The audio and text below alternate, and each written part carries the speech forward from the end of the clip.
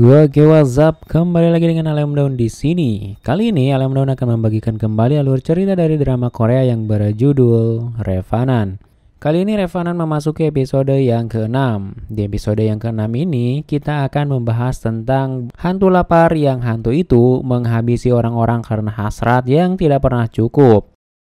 Hantu lapar menghabisinya dengan tanda mata merah pada korban yang dihabisinya. Kemudian Pak dosen mengunjungi neneknya untuk menanyakan benda yang dikubur ibunya dan juga menanyakan tentang aksesoris rambut itu. Namun neneknya selalu marah ketika Pak dosen membahas soal ibunya itu. Yang akhirnya dia pun langsung menyuruh Pak dosen untuk pergi dari rumah itu. Kemudian Pak dosen pun mencoba menggali lagi informasi sendiri dengan membaca penelitian dari Profesor Gu.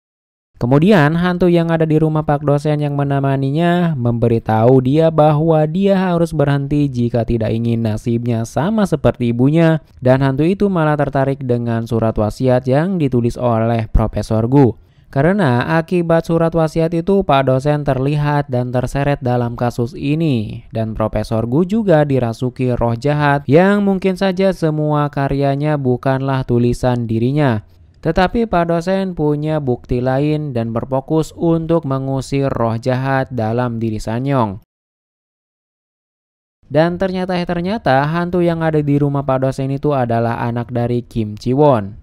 Ya, Kim Ji-won adalah orang yang ditemui Pak dosen saat dia di rumah neneknya. Di sisi lain, Sanyong mengambil warisan yang diberikan neneknya. Kemudian dia tinggal di sana untuk sementara waktu. Ketika sedang membersihkan ruangan, tiba-tiba ada yang berbisik kepadanya dan mengatakan, "Meja rias, laci ketiga." Kemudian pada saat Sanyong membuka meja rias di laci ketiga, dia pun mendapati pita foto di sana yang kemudian dia langsung membawanya ke tempat studio foto untuk kemudian dicetak nantinya. Di sana dia pun sedikit mengetahui tentang hantu lapar dari pita foto itu. Di sisi lain, Pak dosen mengunjungi lokasi kejadian tewasnya wanita muda di sana. Dia melihat ada jejak hantu lapar di sana.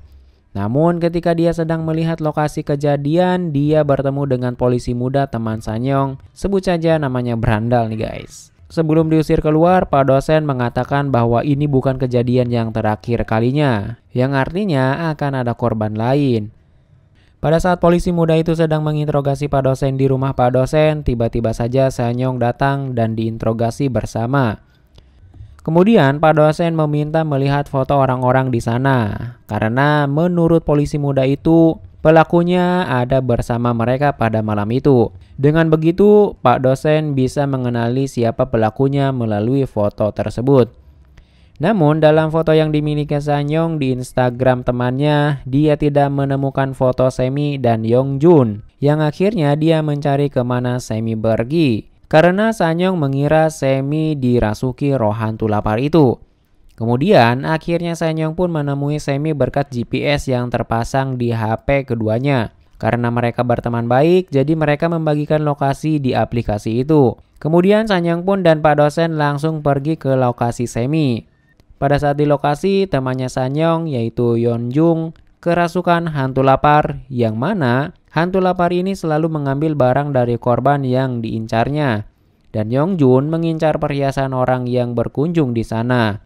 Namun aksinya berhasil digagalkan oleh Sanyong. Hingga akhirnya Yeongjun pun menabrakkan dirinya ke mobil karena malu dan akhirnya dia masuk ke rumah sakit. Jadi orang yang kerasukan hantu lapar itu adalah Yeonjung nih guys, bukan si Semi. Di rumah sakit, Sanyong berbicara dengan Pak dosen bahwa dia menerima warisan neneknya yang padahal dia tidak mau menerimanya. Dia menerima warisan itu karena roh yang ada di dalam dirinya itu. Kemudian Pak dosen pun mengingatkan bahwa jangan menuruti kemauan roh jahat itu. Karena roh itu menyerang kelemahan lawannya, yang mana Sanyong memiliki kelemahan pada segi ekonomi nih guys. Kemudian Pak dosen pun pergi dan akan menangkap roh jahat itu sendirian. Pak dosen pergi ke tempat pembuat tali perbatasan, tali jerami yang ia temukan di rumah zaman dulu ibunya Sanyong.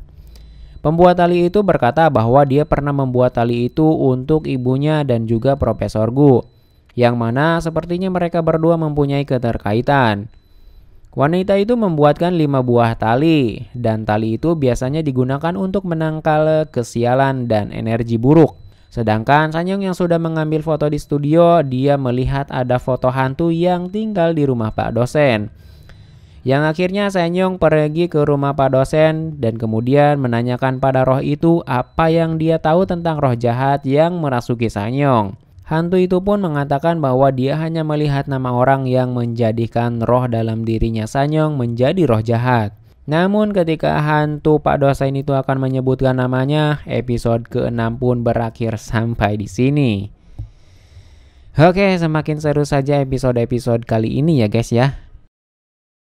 Jadi di episode yang ke-6 ini kita telah menceritakan hantu lapar yang mana hantu lapar ini merasuki jiwa yang penuh kelaparan akan harta dan tidak akan pernah puas akan hal itu. Serta hantu lapar ini tidak bisa diusir nih guys. Yang mana hantu lapar ini akan membuat orang-orang yang dirasukinya melakukan bunuh diri karena putus asa. Kemudian sepertinya ada keterkaitannya antara nenek dan ibu Pak dosen serta Profesor Gu ketika mereka masih hidup nih guys. Selanjutnya diketahuinya bahwa ibu Pak dosen dan Profesor Gu lah yang membuat tali jerami itu untuk keperluan spiritual mereka. Ternyata hantu yang bersama Pak dosen juga mengetahui nama yang menjadikan roh yang ada di dalam diri Sanyong menjadi roh jahat. Dan semua itu berkat petunjuk yang diberikan oleh roh jahat kepada Sanyong. Yang akhirnya Sanyong menanyakan tentang roh jahat itu kepada hantu yang bersama Pak dosen. Oke, itulah ya episode yang ke-6. Jika ada yang ingin kalian diskusikan, kita berdiskusi di kolom komentar ya guys ya. Sampai jumpa di episode yang ke-7 mendatang. Tetap jaga kesehatan dan terima kasih.